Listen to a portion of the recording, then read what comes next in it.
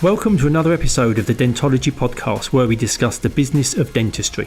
In this podcast series, we'll be discussing all the non-clinical aspects of dentistry, from goodwill values, finance, marketing, how to buy and sell a dental practice, mindset, through to where you can invest your money in team management issues. My name is Andy Acton, and I'm joined by my co-host, Chris Strevens. Let's jump straight into it.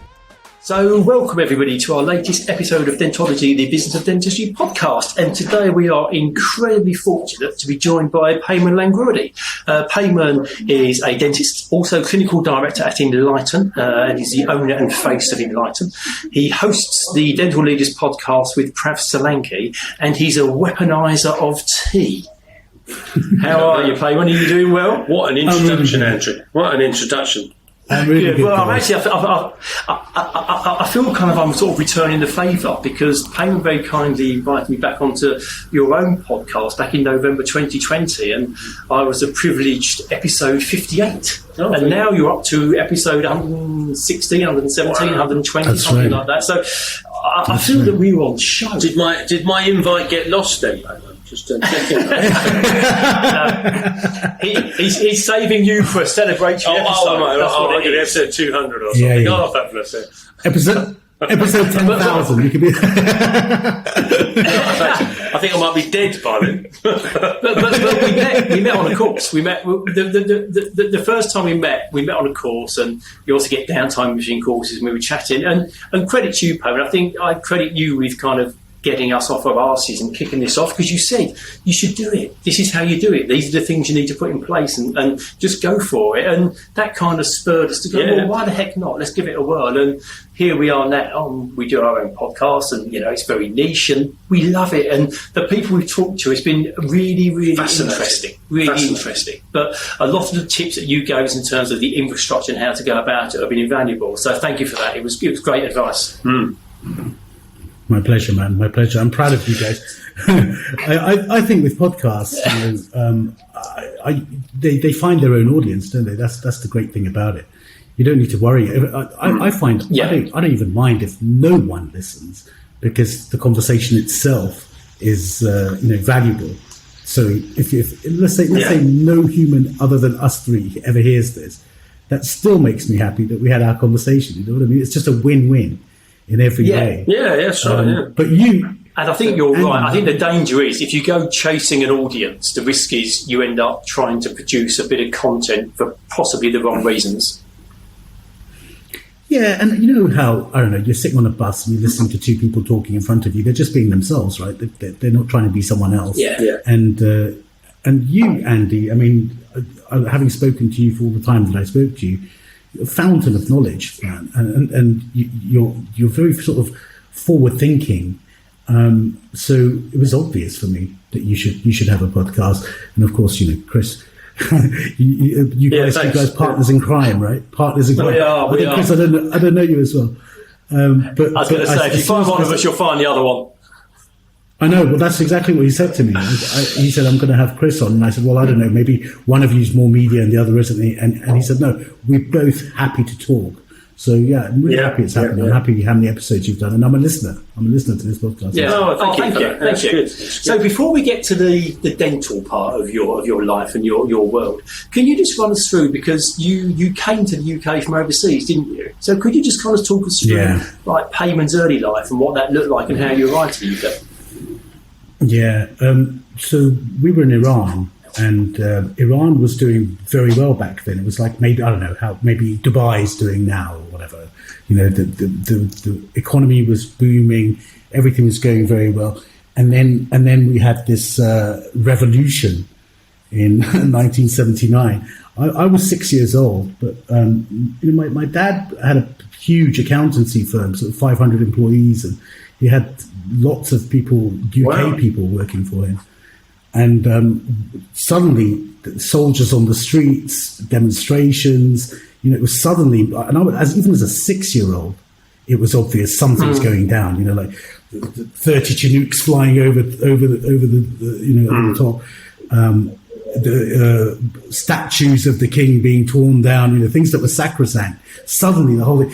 The way I would describe it. The way I would describe it is if you suddenly found a massive graffiti all over Buckingham Palace, it's something that you just wouldn't imagine would happen. Or I don't know, on Big Ben or something, like it's discussing. It felt like that.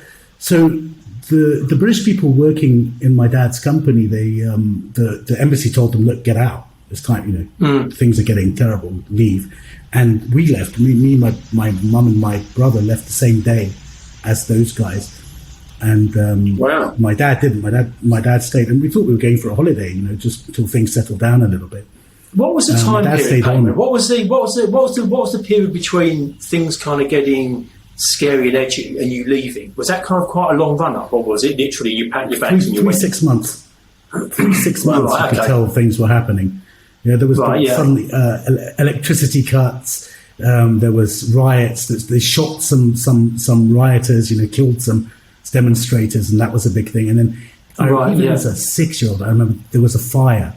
There was a fire in a cinema where hundreds of people died, and people said that was a government thing. It just became suddenly there was a quickening, but you could tell something was up. And I actually left the same day as the Ayatollah arrived in Iran that day. Oh, wow. That was the day I left. Yeah, my dad stayed 2 more years and went through a lot of hassle to get out. But then we were lucky. We came to the UK. And the reason we came to the UK was, firstly, my dad had studied here in Belfast. And secondly, we had a flat in London. And the reason my brother used to have to keep coming and having operations, he had an eye operation. He had to have 3 or 4 as a child. And so we ended up buying a flat just so that, they wouldn't have to keep staying in hotels. And we had this flat. So we came to that. So when you came to the UK, was it kind of like start again type stuff? Because obviously your dad had been very successful with his accountancy firm over in Iran, but when you came to the UK, was it literally back to basics and start again? Yeah, but we had a flat that we bought outright, and St John's Wood. I mean, St John's Wood wasn't what it is today, but nonetheless, loads of people came with nothing at all. Right. Yeah. So I wouldn't consider that we'd lost everything because we had a flat. Yeah. So obviously your father's quite entrepreneurial, and was that the thing that kind of gave you the spark to get into business? Was it learning from him, or was there not much connection back through that channel? I would class my father as a sort of a professional, like a dentist as a professional, but in accountancy, when you do that, you don't set up practices. I mean, you guys know you're from banking, right? You don't set up little 4-man businesses. You can, but they can grow. The entrepreneurs the entrepreneurial stories that inspired me were my friends in school. Some of their parents had massive conglomerates, and their stories were the ones that I was most thinking of when I said I want to be an entrepreneur. Rather than not necessarily my dad's way, but yeah.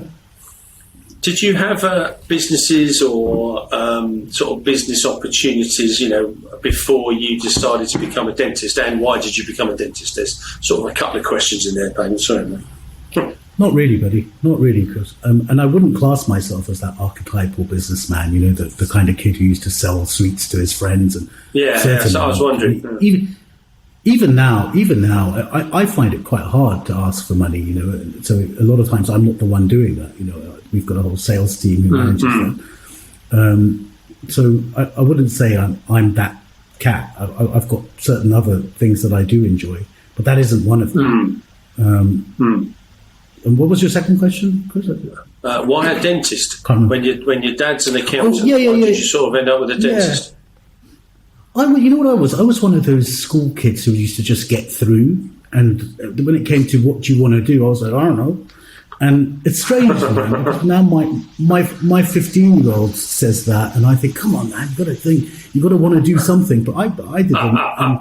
And I said, all right, my dad's an accountant, I'll be an accountant. And then I'm not the most organised guy. Those who know me know that. And my dad said, listen, you need to be quite an organised person to be an accountant. I don't think it's right for you. Think of something else. That's interesting. My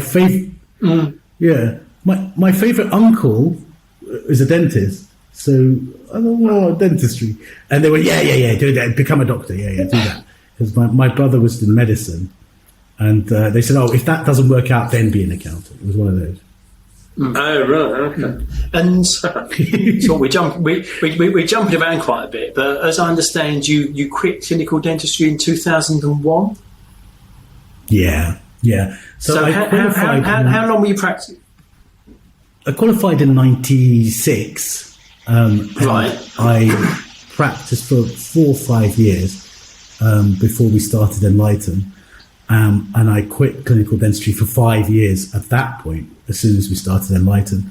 But then when my wife got pregnant, and she's a dentist too, I went back to being a dentist, to cover her patients for a couple of years. And then I started doing 3 days a week, 4 days a week, 3 days a week, 2 days a week, 1 day a week. And I was doing 1 day a week for ages and ages and ages. And then I had a bad day.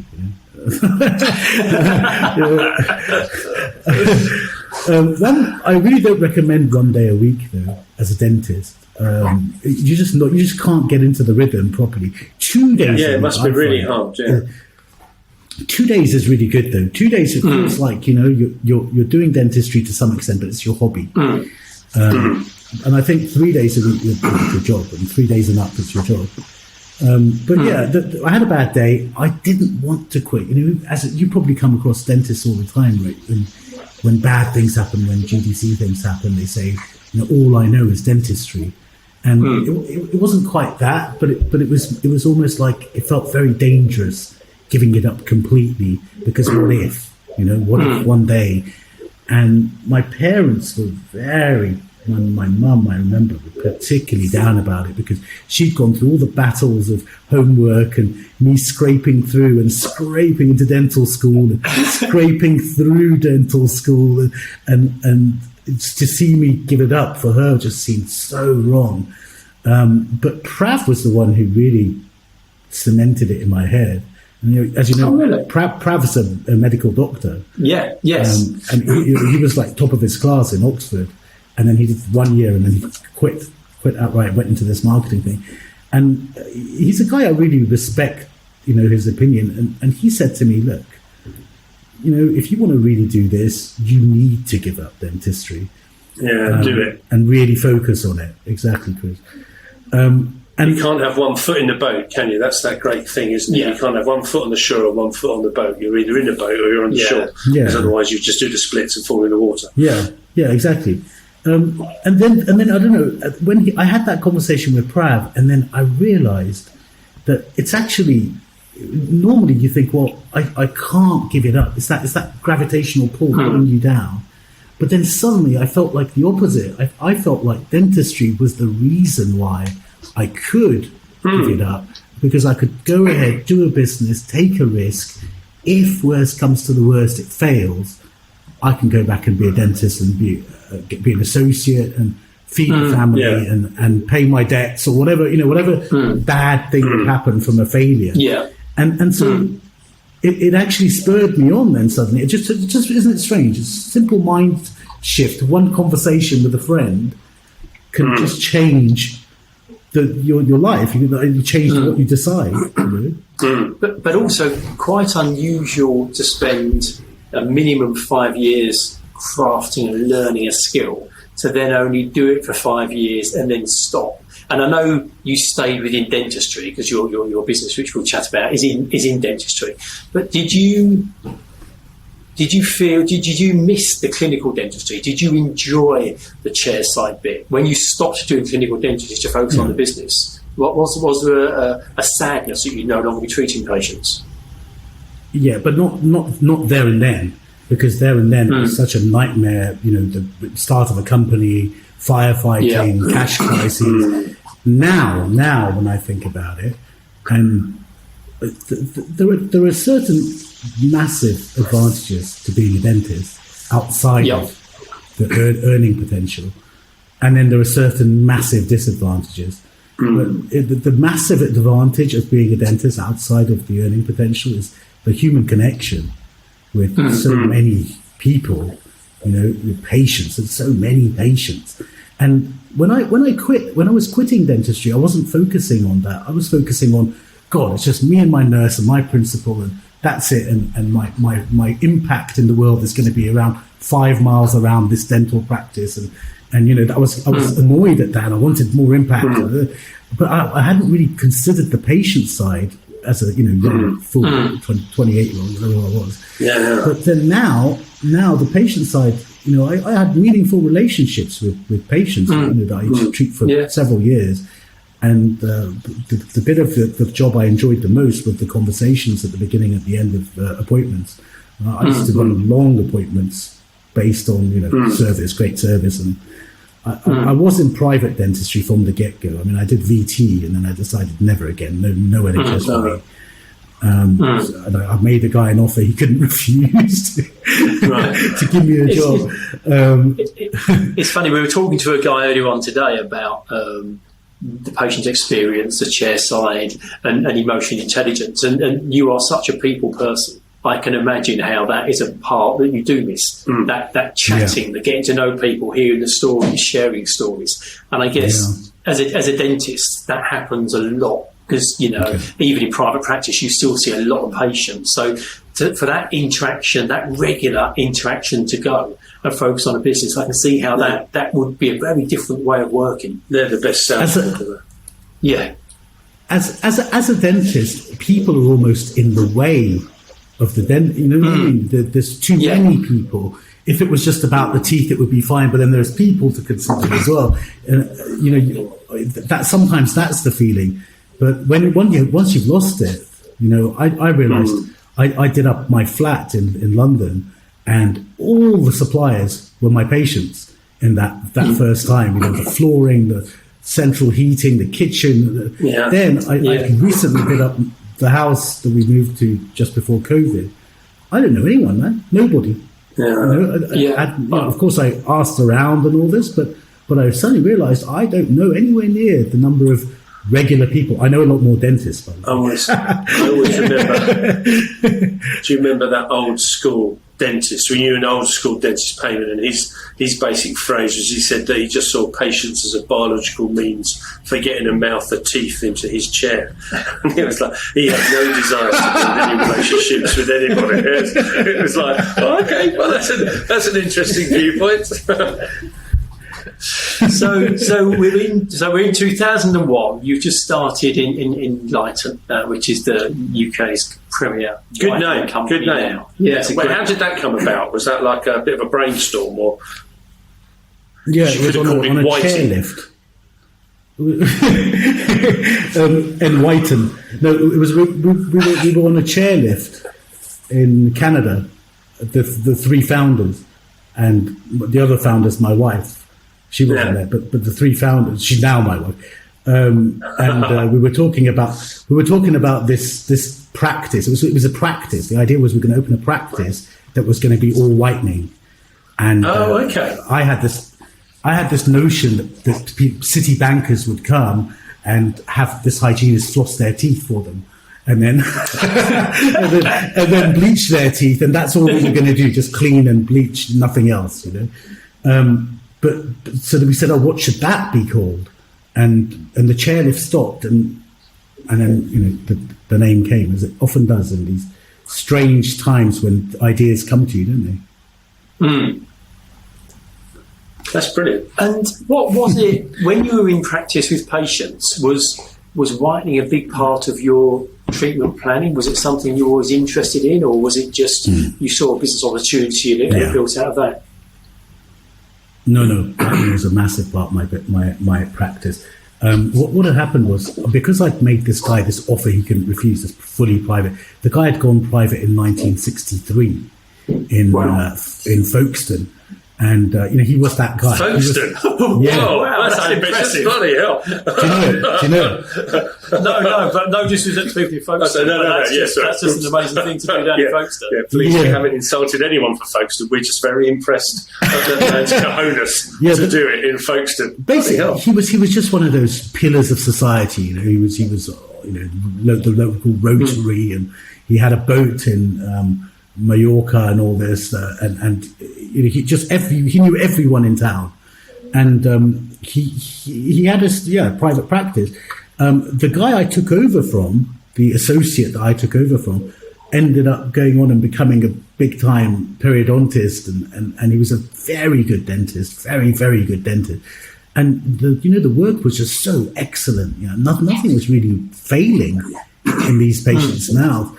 But bleaching he hadn't considered at all. And bleaching was very new back then. So there must have been at the forefront. He must have been an early adopter. I think I was, but I didn't realise I was.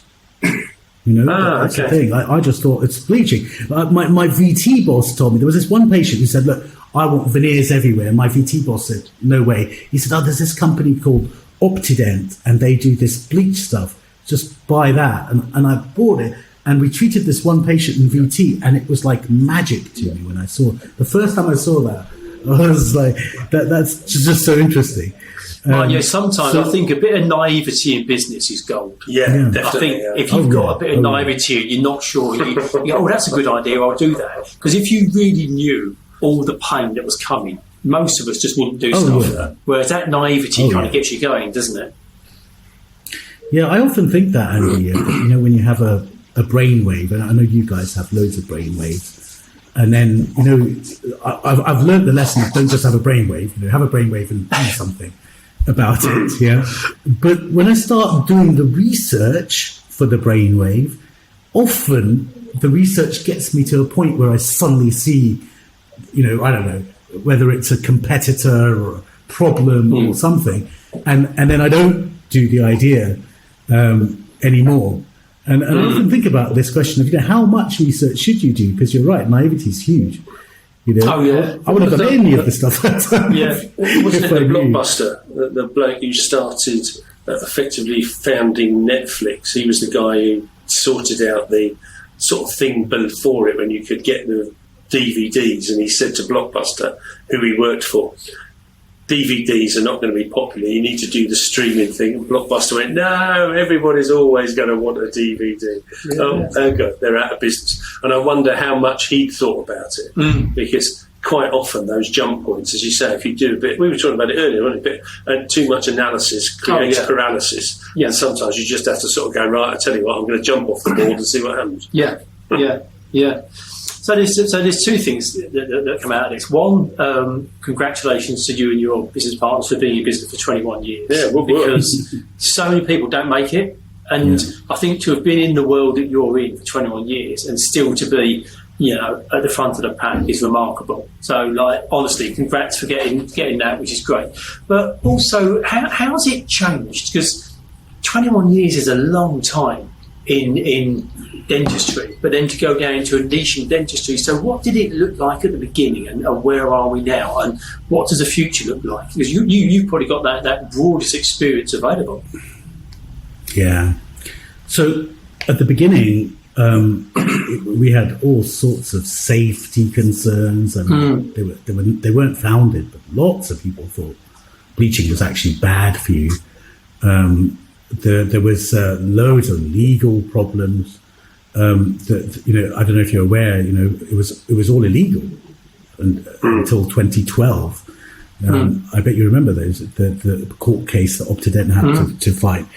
And there's also the nation wasn't so cosmetically aware. No, that's true. With social media, the nation's gotten a lot richer. You've got to. In the end, you've got to say that. I mean, you guys remember, I don't know, the 70s, 80s. The nation's gotten, the man in the streets got more stuff than they had before, and has got more disposable income than they had before.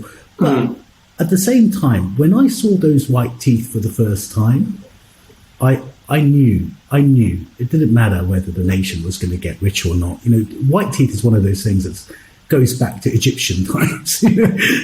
Everyone's always wanted white teeth. And so when the first time I actually saw that you can change the colour of teeth, immediately I knew that was going to be a huge part of the future. And I wanted to be part of it. As I say, we were thinking of a practice, and then we were thinking of 4 practices. Then we went to get the technology, for these practices. And the light activated thing had just begun. and we went to the market leader at the time, was called Bright Smile. Bright Smile. They had an office at the time. They had an office in San Francisco and no distribution. Hadn't sold a single unit. And we said, "Oh look, we turned up. We turned up was the first thing, yeah. And even in the days of Zoom, guys, yeah, turning up is important. I had 2 guys in my office today, Lithuanian manufacturers, yeah. I'm now they're suddenly on my radar of possible suppliers that I'm going to use because they turned up. And so turning up was amazing. So we turned up and said, look, we want to buy 4 of your machines for 4 of our practices. And the guy said, well, at the end of the meeting, big American corporate dude said, look, you're just dentists, and we're not looking for dentists, we're looking for distributors. So that was the first time I'd heard that word. And I went back. And you went, hey, I'm a distributor. Yeah. I went back and talked to my brother-in-law, who's a super, like one of these guys who's been in consulting firms, and still is. And he said, yeah, look, it's slightly different. It's a different contract. Let's make a new presentation and go in with this contract and see what they think of that. And we went back to that. And anyway, they didn't go with us. But we then found a competitor product that looked like a sort of a vacuum cleaner with a light sticking out of it. It was nowhere near as cool as Bright Smiles one. That was a proper, industrial design thing. It looked like, I don't know if you remember that. It looked like a robot. Beautiful. Yeah. But we got our start, and then we directly copied their business plan, which was a big error. But then their business plan was the Xerox model, free machine, and then charge the dentist to turn it on. And it was interesting because obviously dentists would say, well, what, you're just going to give it to me? We say, yeah, it's yours. So that was interesting. Getting our first few, customers was very easy because we're giving these machines away. But very soon financing, I think we had 95 of them out there. We were and they were so expensive. Top dollar, getting almost a mortgage. I remember at one point thinking I could buy a house with the mortgage that I've got on these machines, a big house. And the business model was just flawed. I kept on thinking, well, we just need to add more. We need to add more. but that company went bust. The one we were copying. No surprise there. No. They got bought by Discus Dental, who then later on did Zoom in a legal battle. But we then switched from that model to just selling stuff, and we also switched from light activated to home. And for me, the big thing was we were always number 2 to that company. Their product was cooler than ours. It worked better than ours. It was more expensive than ours. Their marketing was better than ours. They were on London taxis. So we were always number 2 to that company. And when we said we're going to make the switch into home whitening, I just had one thing. I said, I want to be the technology leader.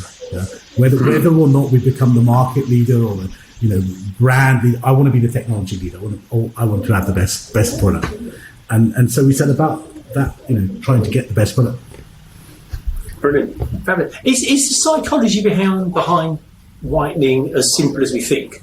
Is it just a white smile, makes you feel good, increased confidence, you'd like to get a better boyfriend or girlfriend? Yeah. Is it as baseline as that, or is it deeper than that? Look, at the end of the day, white kind of implies clean as well. So there's that sort of side of it, beauty and hygiene. That they go psychologically. They go together in a way. Yeah? But you're right, youth and confidence. And actually, what a lot of dentists don't understand, or they understand but they don't act on it, is that's what they're actually selling: youth and confidence. Not peroxide and craze. And when they're selling a crown, they're not selling porcelain and metal.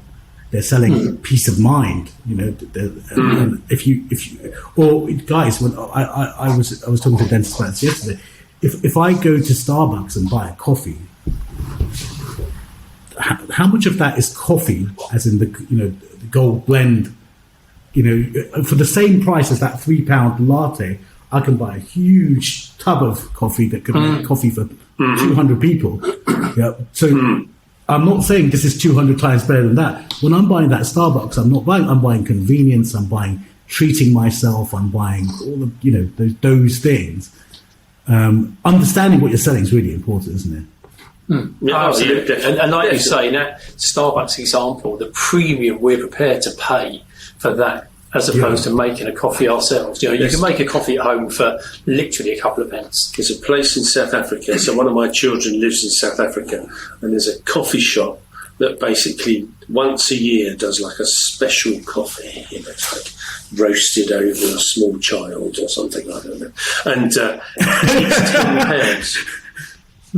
It's £10 for a cup of coffee, and they get a massive queue and pick. Unbelievable! It's coffee. No, there's a coffee shop. There's a coffee shop in Mayfair. We you know what happened in lockdown? We were with Radisson Group, and Radisson closed all of their hotels except for the Mayfair Hotel. So they pushed us to the Mayfair Hotel, which was superb. We were doing mini smile makeover from the Mayfair Hotel again and again and again. And there's a coffee shop around the corner from the Mayfair Hotel. They've got one cup, £160. What? 160 quid? How? They've got the cheapest outside of the flat whites and all that. They've got this other menu. The cheapest one is £12. There's the one, the one that the monkey has to eat and then at the other end. That's £70 for that one. But their most expensive one was 160 quid. And I asked the guy, sort of man to man, I said to him, does anyone buy that £160 coffee? And he kind of shook his head, but he went, the £70 one, lots and lots of people buy that one, the monkey one. Because some people want to put that on there, but it's a story worth telling, isn't it? I'm telling you the story right now, aren't I? It's one of those. Wow. Wait. Oh, well, there we go. Oh, in that case, when I'm in Cape Town, that 10 quid, I'll feel it's all right now. Justifiable. Has social media had a massive influence on whitening? Because there's no shortage of lovely smiley teeth all over social media. And does that kind of just reinforce the market, or has that also helped to build the market too? I think it's reinforced the market, right? Because, like I say, white teeth are an absolute. Your grandmother will tell you people like white teeth more than yellow teeth. And when you look at other countries where social media isn't as prevalent, they're still into whitening. Although I do think it's an adjunct. And I think teeth are getting whiter. In the same way. I don't know. I bet these days we're selling a lot more deodorant than we used to sell in the 70s or whatever. In that same way, people are doing things more to their teeth, and teeth are getting whiter for sure. And in a way, there's a sort of product market fit thing for Enlighten, in that we had a product. I mean, we're about to get into the fourth version of it, but we had the first version in 2012. 2006, that made teeth very, very white, like Enlighten does. But in 2006, there weren't that many practices looking for something that would work really well. Yeah. Whereas now it's lots and lots and lots of practices. I would say all practices, lots and lots of practices are looking for something that makes that. They want to say they're that practice. They can make it. And one thing I would say is it sounds a bit corny or whatever the word is about that sort of American white smile, but bleaching doesn't do that. Bleaching doesn't make your teeth look strange and weird. It's crowns and veneers that do that. Bleaching makes teeth beautiful. Well, good bleaching makes teeth beautiful. However white you go, we've got loads of cases. Three shades like white Ross from Friends, do you? That's just not what bleaching does. Even though that's what it was based on, that is not what teeth whitening does to do. And where's the future going? You've also been in this game from the very beginning of when it kind of started in this country. What does the future look like in terms of whitening? Are there enhancements? Is it just tweaks on the technology? Are we kind of there and now it's about marketing, or are there some significant things coming down the line? There needs to be improvement, Andy, because right now that thing with the light and 1 hour treatment, that's not real. That you get an improvement for a couple of weeks. But it still takes 2 weeks now, and that making whitening better is going to involve reducing that time. 2 weeks is a long time. But the thing is, as a species, one thing that we're losing is patience with everything and everything. Exactly. That's why Amazon Prime's so popular. Yeah. And that's why these food delivery services are so popular. We've got an Amazon Fresh store now. People just are becoming impatient about everything. So the advancements in whitening, I guess people are going to want lasting results, but they're going to want it in 2 or 3 days as opposed to 2 weeks. And is that kind of where it's heading? I think so. And in our businesses, there's 2 areas, right? There's the professional business, which we're very engaged in, and then there is the consumer business, which is a much bigger business. And in the consumer area, I think there's loads of room for improvement. In professional too, but in consumer, it looks very obvious to me where the improvements need to be. In teeth whitening in general, you've got to make it convenient, and it's one of those things that there's so many fads come in and out of teeth whitening. There's just like one of the companies doing purple toothpaste, that changes the the optical characteristics of the tooth for that 1 second after you've brushed your teeth. And for us, we try and stay out of the fads. And try and create what's real, but I thought light activated was real when I was doing light activated. So I've got that the modesty or the understanding that I might be wrong about where we're at. And when you say the future, what keeps me up at night definitely is some genius in South Korea comes up with something that's half the price and twice the speed and gives it to Optident or whatever. It's possible. Yeah. It's and I guess you're in a good position. You want to be part of that. Yeah. Yeah, but I guess you're also in a great position where, because you have your professional side and the consumer side, you get to see it both from the clinicians and what they want and the results they're getting and how it works for them, but also from the consumer side. I guess that having that kind of on both sides of the fence has to be helpful and useful in terms of trying to predict and preempt where you think it's going to be heading, because you've done a great job at staying one step ahead of the market so far. And the trick is to keep there, isn't it? Yeah, Andy, but what I'm saying is, there's different ways of doing that, right? The consumer will spend £200 on skin cream, but won't spend more than £12 on toothpaste. Yeah. Mm-hmm. Now you can add a torch to that toothpaste, and suddenly he'll spend £49 for that item. Mm. Yeah? The torch doesn't have to do anything at all. Yeah, the torch can cost you £1 or 50p, but you can triple the value of the product. I'm not interested in putting that product out, but the people who were interested or who are interested in putting that product out now have £100 million to discuss what the next move is. Yeah, so it's a strange sort of balancing act of. I don't want Enlighten to put out a product that I'm not super proud of, and I don't have the energy to do it under another brand. You know what I mean? That's where I'm at. Yeah. Are you? I mean, I think I know the answer. Are you enjoying yourself? Are you enjoying the journey? Is it as much fun as is enjoyable as it looks? I mean, I am having a good time, Andy. And the thing is, you as business owners, you guys know that there's not many advantages to having a tiny business, as we both have small businesses, right? But the one key one is you can build it around your life the way you want to live your life. So I don't know, maybe Andy, maybe you want to wake up at 5 a.m. and go for a run, or I don't know, Chris, maybe you want to stay up all night, and whatever it is, both of you can do exactly that. maybe you want to spend more time with your family, or maybe you want to travel the world.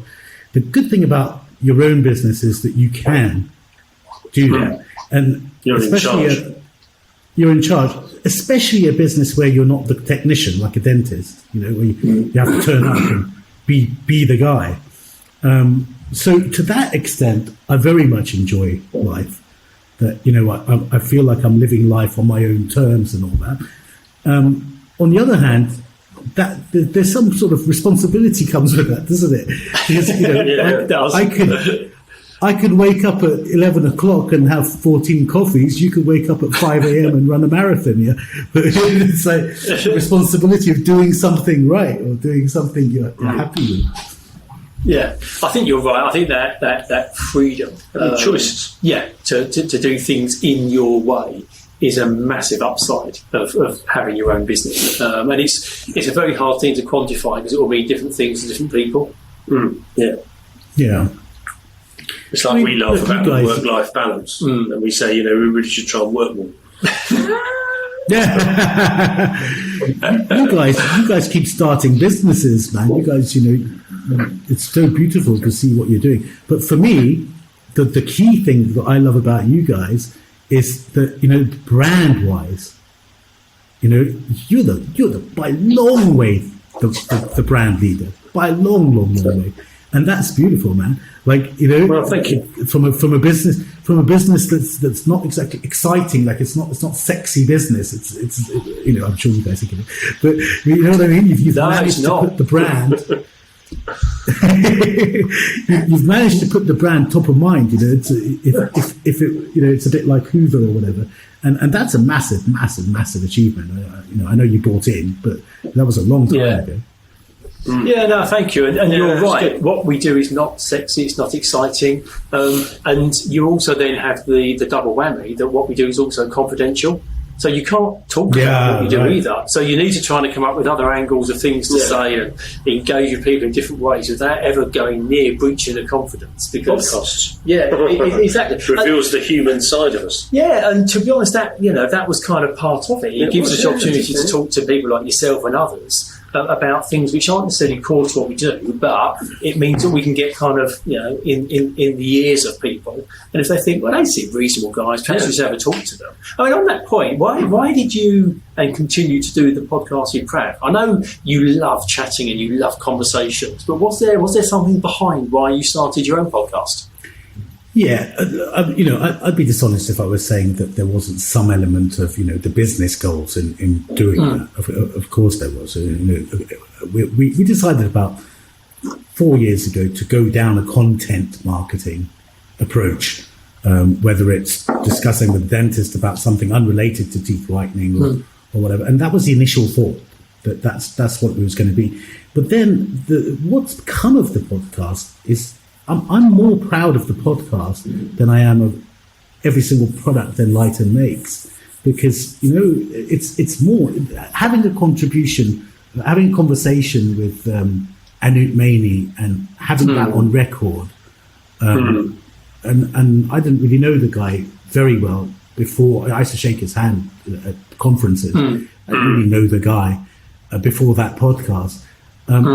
Having that on record, and by the way, as sad as that story is, we're all going to pass. So having all the stories on record is so much more valuable than I'm holding up a tube of toothpaste for the listeners. Even though I put heart, soul, blood, tears, and risk into this tube of toothpaste, what it is a tube of toothpaste. And so some of the conversations where I've met a hero of mine, someone I've thought was like someone I've revered for all of my dental career, is for me and a long, and we used to do it face to face in this room actually. He came to our office and we sat and talked.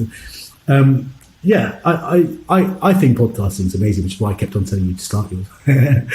Yeah, no, we are grateful. We are grateful. But we always wrap our episodes up in the same way. We always ask our guests the same two questions, just to get an insight into how they think. And we've never had the same answer to these questions from anyone before. So please, Payman, don't let us down. Don't let us down. You won't know the answers from the previous ones, but we're interested to know if you could be the fly on the wall in a situation. What situation would you like to be the fly on the wall of?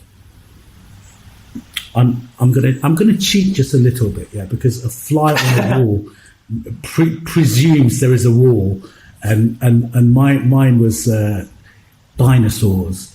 Okay. You know that the extinction event. Whatever it was that happened, whatever meteorite hit the planet, and that moment when all of them went. And by the way, not all animals went. Like crocodiles, bees survived that. Cockroaches survived that extinction event. But cockroaches survive it. Like? Yeah. Apparently, alligators predate dinosaurs by 200 million years or something ridiculous. Wow. We think we're the preeminent species, right? But alligators been around longer than everyone. It's so interesting. So if I could be a bee on a tree. I've never considered that. There would have been a moment where everything, well, not everything, but so much became extinct.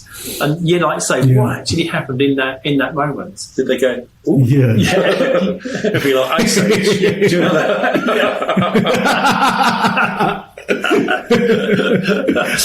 And our second follow-up is, if you could meet somebody, if you could sit down and have a good hot cup of tea with somebody, who would you like to sit down and meet?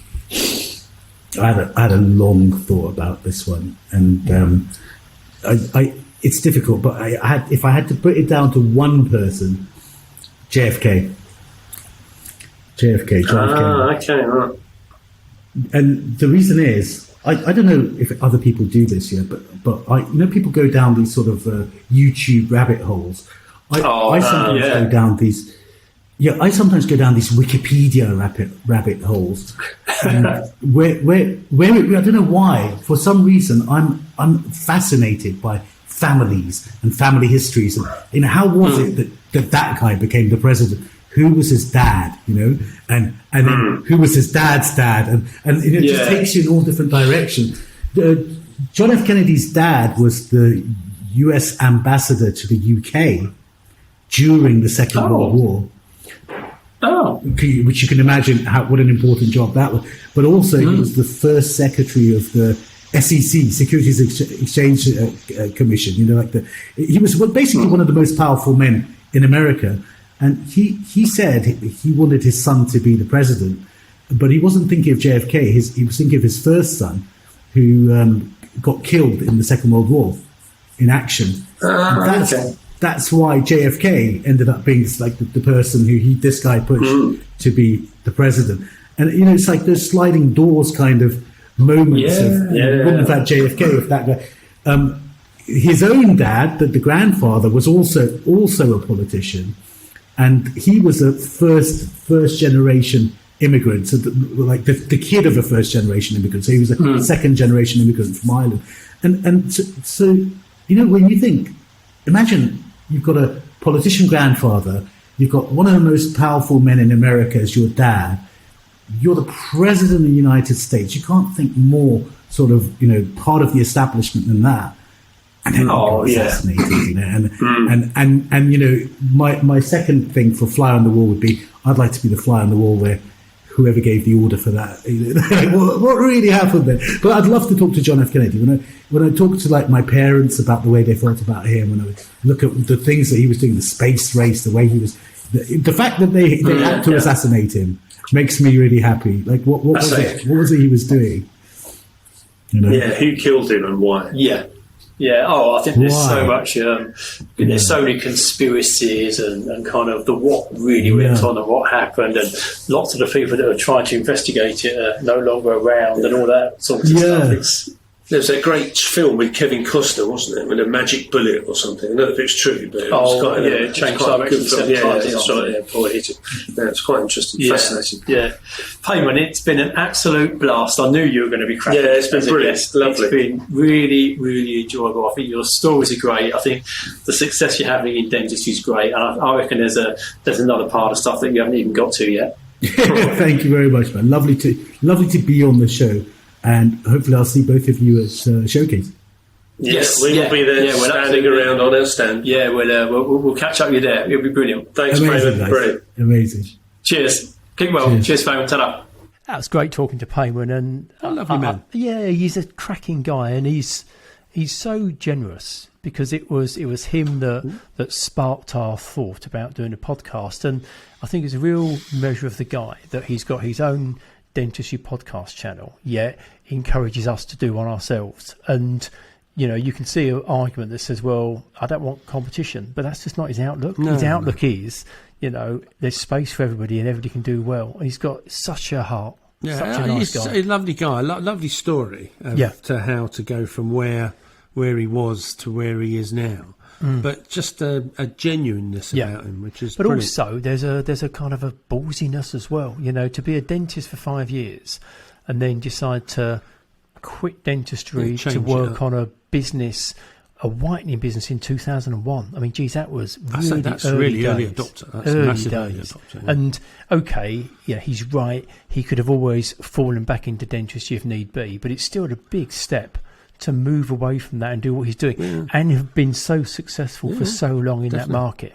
No, he was a lovely guy. Yeah, it was a really interesting conversation. Really interesting chat. It's the stories, isn't it? Every episode, the stories are what makes it. I tell you, brilliant.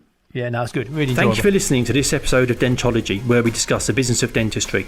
If you like what you heard, please do subscribe where you found this episode. That would be amazing. And also follow us on Instagram.